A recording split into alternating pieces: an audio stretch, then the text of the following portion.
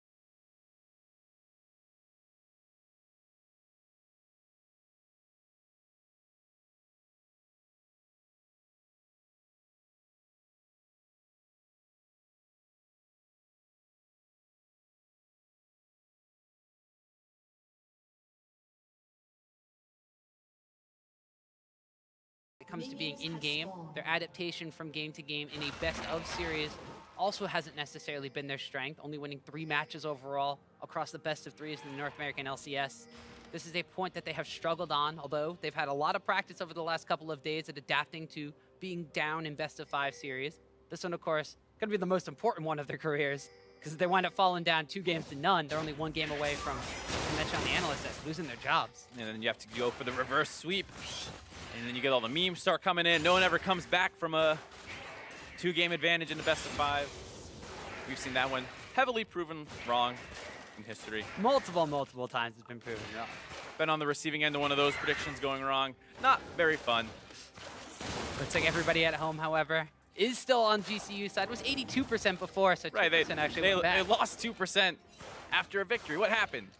Who's flip-flopping? I think that'd be you. I hear you're the flip-flopper on the desk. That's what people always tell me. This time around, MASH and Mad Life continuing to push up pretty aggressively, getting a lot of poke down onto Hakuho. And this is kind of the big story for me is can EnVy's lane bounce back? We talk about them being a little bit of a backbone and how we think that they should be able to get the better of this matchup. And if they can actually do that, then you have a big opportunity here for EnVy to get one of those monster leads that they seem to need because they have so many winning lanes here. You think that they'll be able to grab a big advantage. So bottom side of the map going to be a strong point for EnVy, or at least one that they hope to be a strong point. Lyra in the jungle will also be trying to gain traction against Santorin. No early level 2 first blood kills for Santorin, and no early level 1 jungle invades for either side of the map. So Lyra, just in a straight-up jungle matchup, maybe trying to get some advantages over Santorin, who was unable to gain last game. Of course, you mentioned the Kazakhs, not nearly as much of a power farmer as the Nidalee pick was. A little bit better when it comes to the team fighting phase of the game, but also very good at singling out targets in their own or his own jungle. So we'll see if he tries to get a little bit aggressive against Santorin. This Graves pick for Santorin, though, has worked wonders. The Challenger Series alone was a pick that he was extremely fond of, just sitting back and farming up and counter-ganking on. We saw that style prove extremely successful for him in Game 1. Still a little bit more aggressive play out of him over the course of the promotion tournament, though, which is something that he definitely needed to do given the level of competition he was up against in the jungle position, both Rainover and Lyra in the promotion tournament.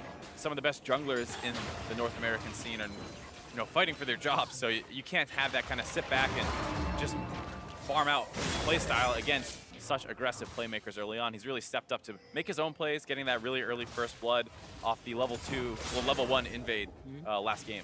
We actually heard on the soundbite as coming into the commercial break where he was being a lot more vocal as to calling out summoner spells, letting Phoenix know if he could dive or not. And we talked to him on the desk at the beginning of the Challenger Series, and he said one of the big things he wanted to work on was becoming a team leader, becoming a better shot caller, and being somebody that not only is deserving of his LCS spot, but has earned it. Between him and Mad Life, Gold Coin United have had extremely good vision control, and he said between the two of them, those are where they try to focus down on who's going to be calling what shots out, who's going to be making sure the team moves across the map.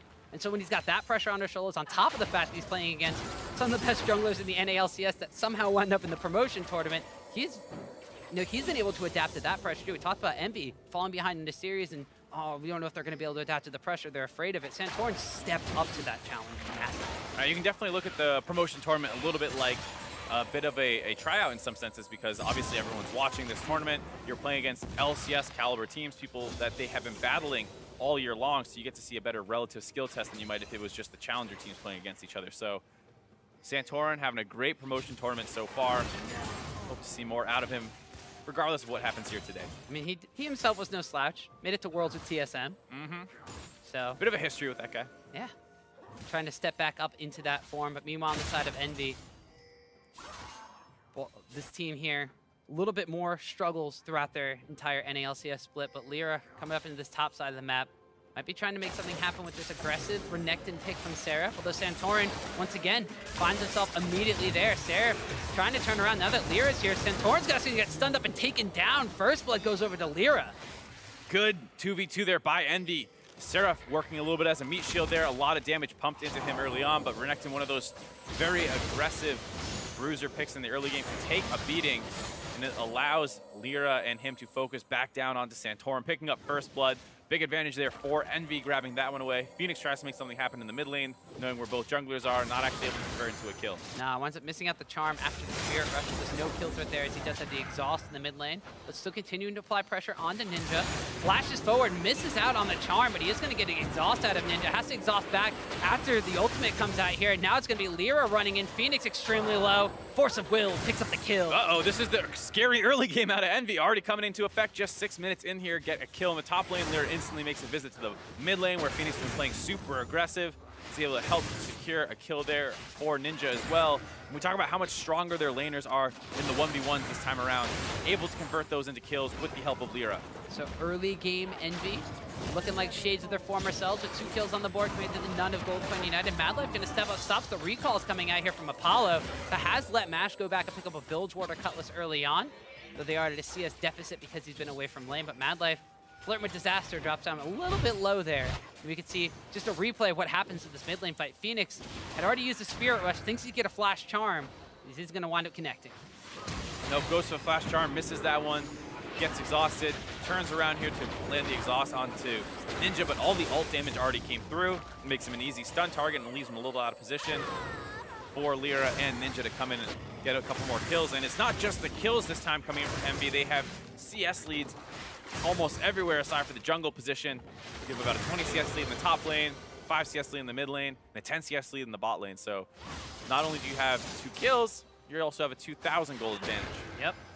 2,000 gold up for EnVy. Looking like the EnVy that we know and love, the EnVy that we expected to show up in this promotion tournament. Phoenix Mia on the mid lane, no flash, no exhaust, just that Spirit Rush available. Lyra knows that there's some summoner spells down over there, hovering around the mid side of the map. Is going to get spotted out by a ward and a couple of pings coming down though. GoldCoin United though, grouped up as 3 now in the mid lane as Madlice found his way up in here. Santorin also kind of poking through. But Lyra set his sights on that red buff invade. Got down a ward a little bit earlier before. Sees the timer on the red buff, gonna steal that one away. And GoldCoin United now reacting a little bit slower than they were in game number 1. Just sees the exit there. A little greedy on the side of GCU there, wanting to secure vision down onto the red buff of Lyra, hoping to find him down there. Lyra instead already on the top side, stealing that away. GCU try and get back up there in time, not able to do so. So they don't even get the trade of the red buff steals off. Lyra just getting a straight advantage there. Early game advantages for EnVy are lining up pretty nicely. A lot of them coming through Lyra, whether it be the first blood on the top side or Ninja getting a little bit of assistance in the mid lane. Phoenix going to land the charm, but Over Deception already gone out, so there's no extra return damage there, just more surviving for himself. Hakuo, though, knows that this blue buff is available. GoldCoin United have to come over here to defend it, and they will be able to pass it off to Phoenix. And Lyra's having a great game, but also the solo laners are having a much better game as well. The fact that they're already getting CS leads a little bit on their own. Obviously, Lyra's helping those out, but they are such an early game team. I do like the idea of just drafting better lane bullies and being able to kind of convert their small advantages that Lyra always is able to find for them. So this time around, actually turning those into bigger advantages. And then the bot lane, not quite winning still, but at least they're not getting shoved in over and over quite like they were when they were up against that Caitlyn pick. Right, the bottom side of the map definitely holding their own a bit better in this matchup. A little bit of help from the ban phase, as they did wind up putting Mash down all the way down onto that Lucian pickup. you mentioned before, may struggle against some of the range coming out from the Zyra and the poke coming out from Varus in that straight 2v2 matchup. Top side of the map, about a 23 CS advantage in favor of Saris Renekton. A lot of that coming because of the pressure that Lyra is able to put down with that first blood kill, but also just straight up the Renekton lane bully pick. Doing a little bit better early on in the lane phase in the Camille versus Rumble. Although Seraph going to be slicing and dicing in here. The Hextech ultimatum goes down because Santorin's around the backside. Lyra's here. Sarah's going to wind up drop down extremely low, but Lyra jumps in, takes Solo down extremely low, and they're not going to be able to trade a kill onto Seraph. Now Santorin finds himself in trouble. Red buff on a flash forward from Lyra. Double kill picked up. Tastes his feet. Oh, it's a disaster. That play takes a little bit too long to develop. It gives Lyra enough time to collapse up into the top side. They try and open up on Seraph. Now the bot lane's going crazy too, knowing where all the junglers are.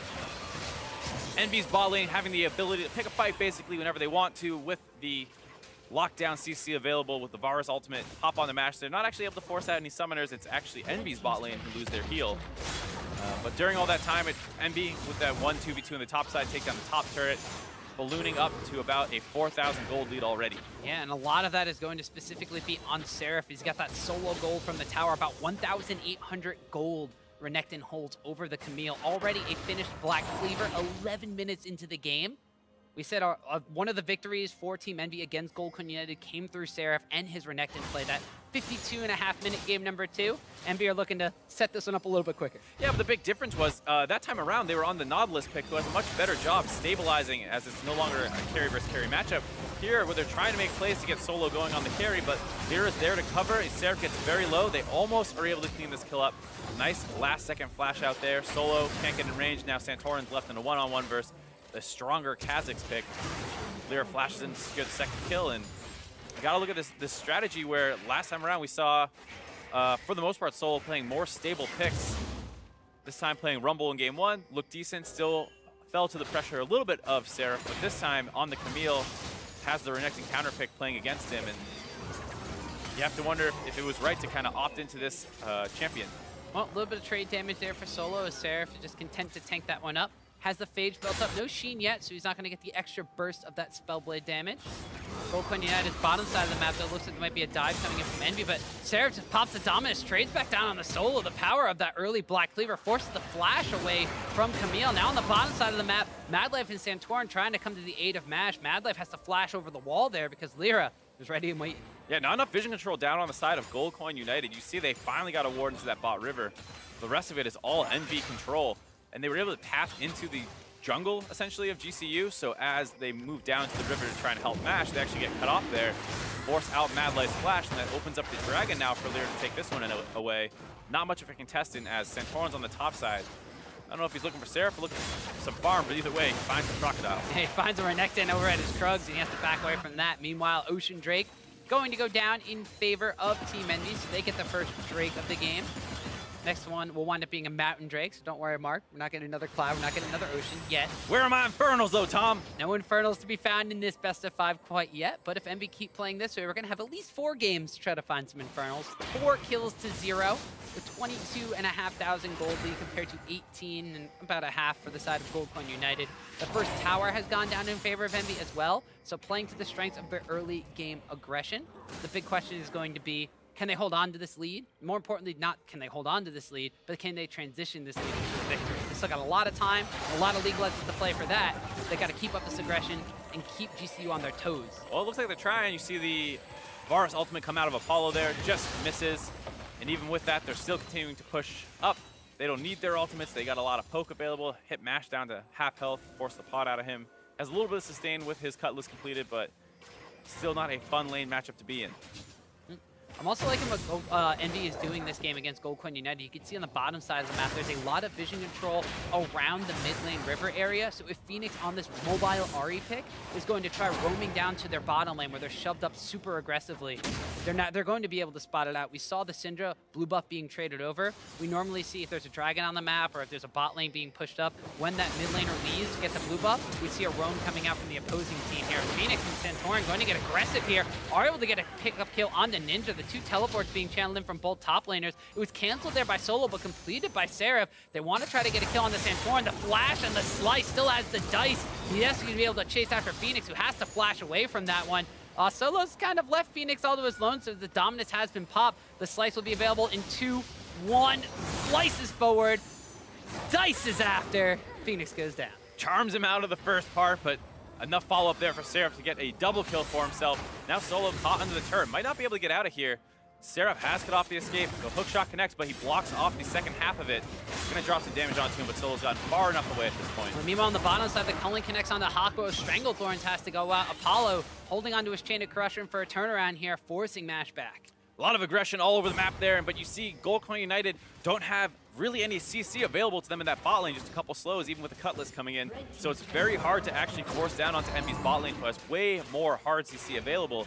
So if they ever find an opening to start things off, Apollo and Hakuo can really be the ones to decide if they want to force it. Here, Mash walks forward. There's that chain of corruption coming in, waiting for the perfect opportunity, and Mash gets smashed.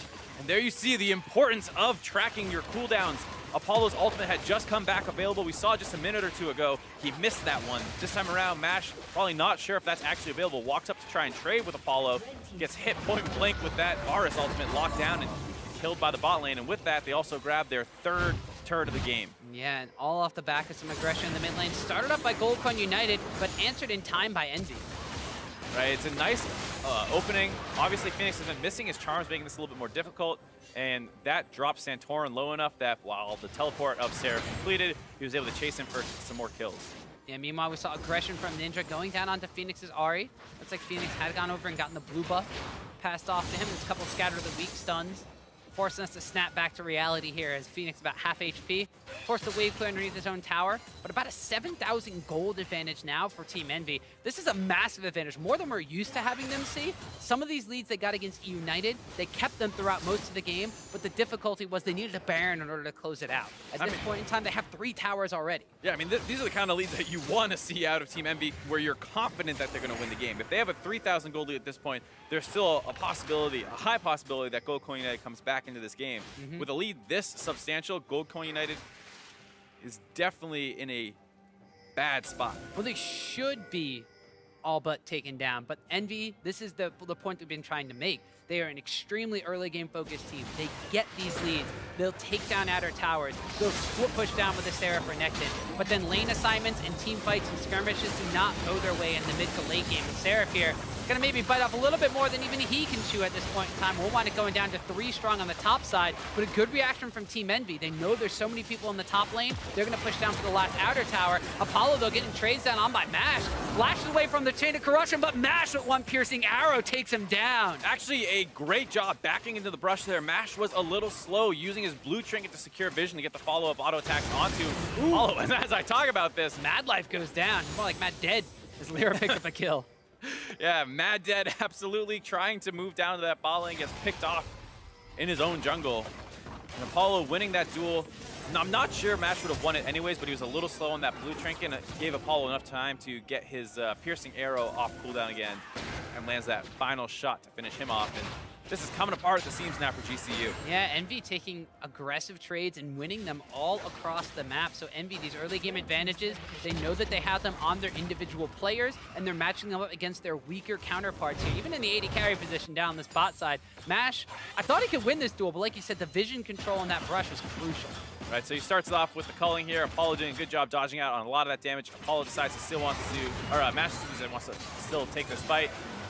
Does get a good trade there, but then here drops vision on the double tap. I'm pretty sure if he had him, he would have finished off Apollo. His health wasn't actually that high, a lot of that coming in from the mastery. So very close duel there.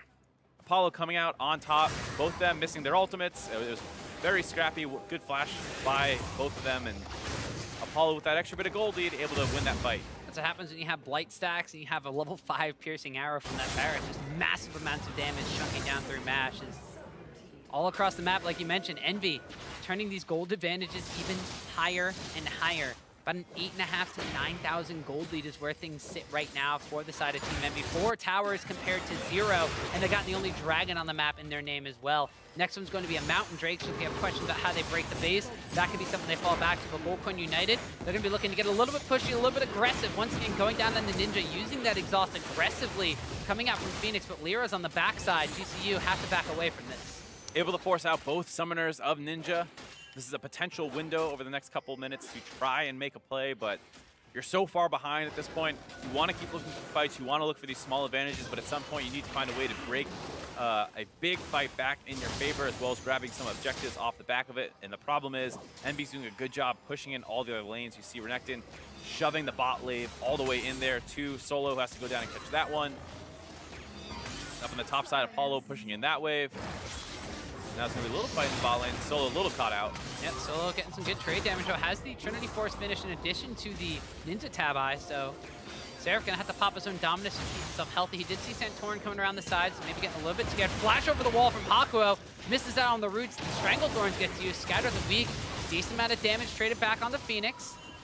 Good footwork, though, dodging out on the grasping roots there, as well as avoiding the slow from Ninja. But still 4 slow, gonna have to go back to base, heal up.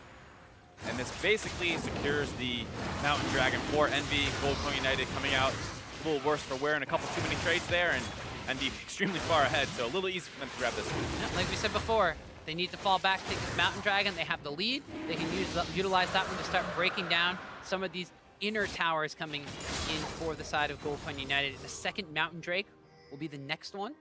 So that could potentially even push that snowballing threat further on. And then Baron, now that we're 21 minutes into the game, becomes a real threat. They already have both of those top lane towers down for the side of Team EnVy. They can try to force somebody to split push on the bottom side against this Renekton. That could open up that Baron play. Wrapping around Solo. Could just open up this tower. They are going to flash forward onto Solo. The Stranglethorns, the roots will not wind up landing. Solo going to use the Hextech Ultimatum, but he's already gone down. Hakuo picks up that kill.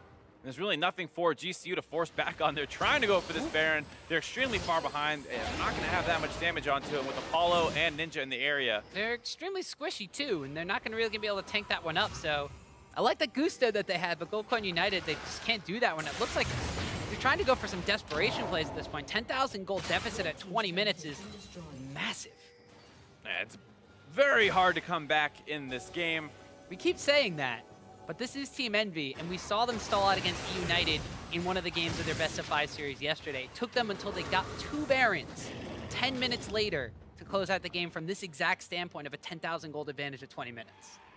So what we're saying is don't count your chickens before they hatch with Team EnVy here, but the Dragons are on their side this time around. Being able to pick up a double Mountain Dragon is huge with the kind of split push comp, but Apollo walks a little bit far forward here. He's going to get caught out of position. Mash is just ready and waiting for that one, even though the Stranglethorns pop him up.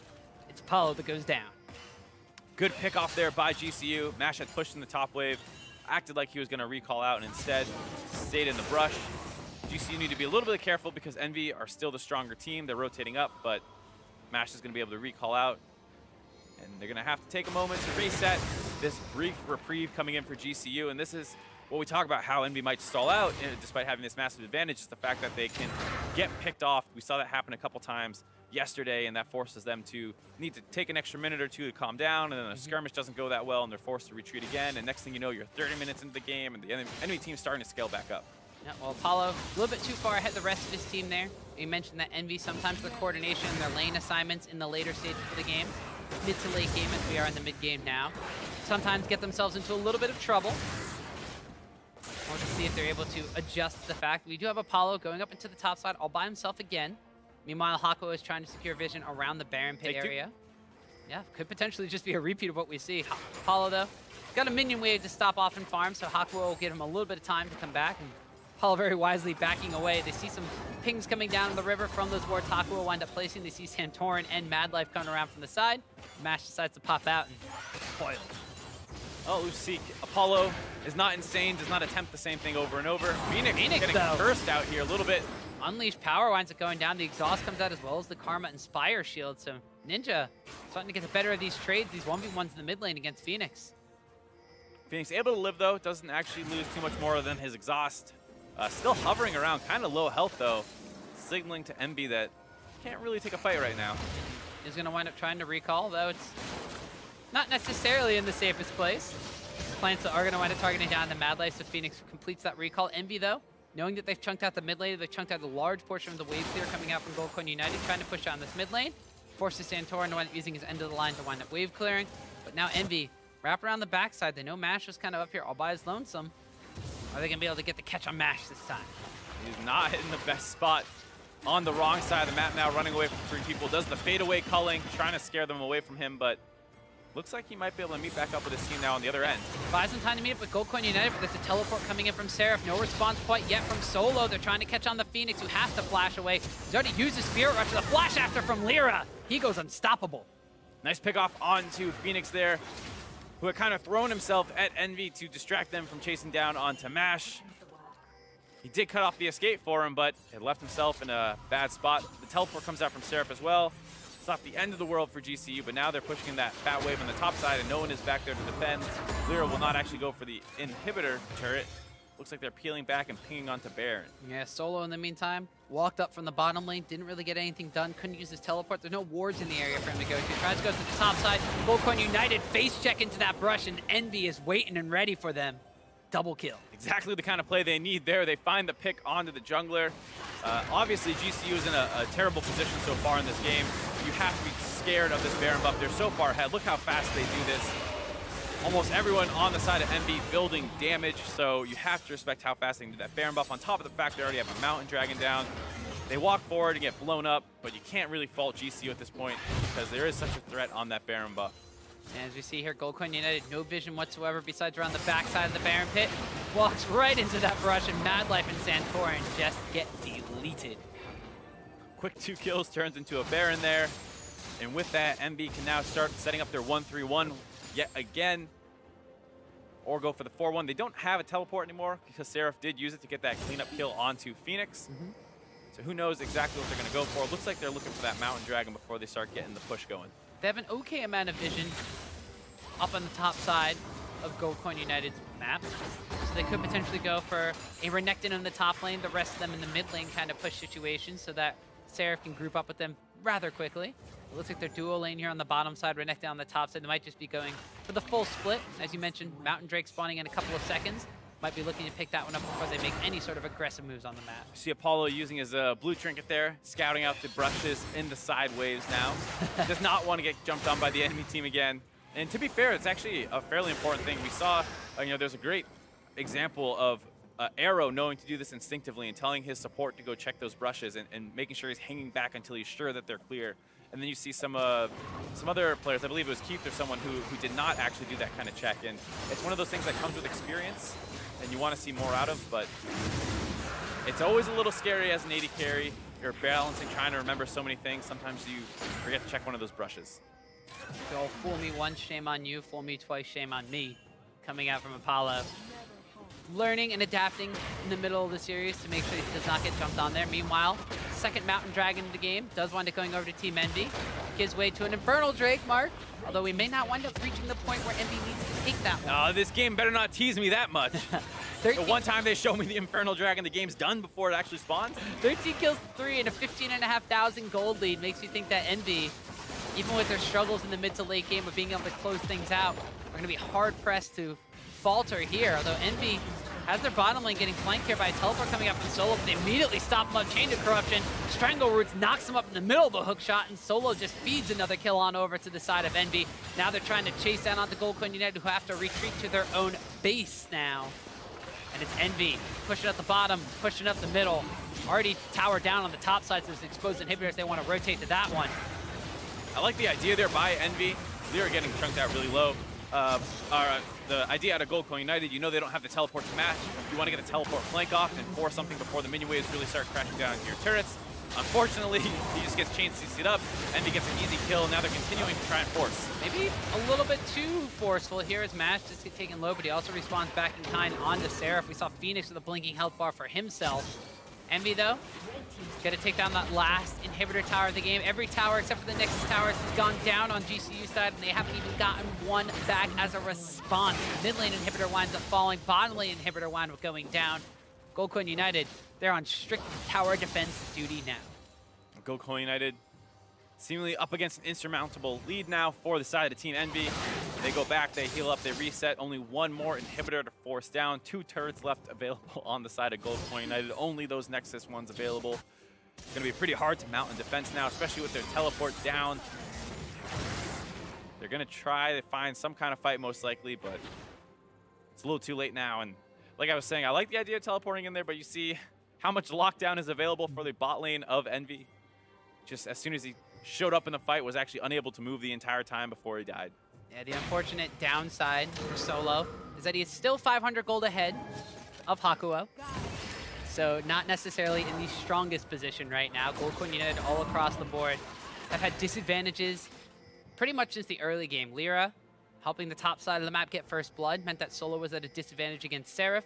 Bottom side of the map, we talked about how important it was for Apollo and Hakuo to get advantages, and Hakuo utilizing these plans to check that brush. Still takes a decent amount of damage for himself, but they're able to get a quick kill onto Mash. Lyra over the side of the wall chunks people down extremely low, and now the teleport coming in for the side of Team N because that one is back available. This is going to be the collapse. This is going to be Seraph picking up a kill on the Mad Life, a slice and a dice after Santorin. The stun comes up, and Santorin goes down. Gold Coin United futilely trying to start a fight against Team Envy, and Envy, this might just be all they need to break the base and break the Nexus. You talk about how much damage Hakuho had, having his gold comparable to Solo there. Chunked out the entire team of Gold Coin United when they try and force that play. Easy chase down for Envy now. They get 4 kills. They're going to close out game 2 here off the back of a monster early game. And a 6,300 gold Baron power play to close it out. Envy. Look, where were they in game number 1 like that? They looked like they had cruise control on the entire time. Well, the big deal was the fact that they got a bunch more winning lane matchups this time around. We saw Lyra was able to influence the lanes game 1 as well, but having champions that can fight on their own a little bit better, they can bully these lane matchups. They're able to take those kind of advantages that Lyra tends to get every single time, but this time convert them into much bigger leads.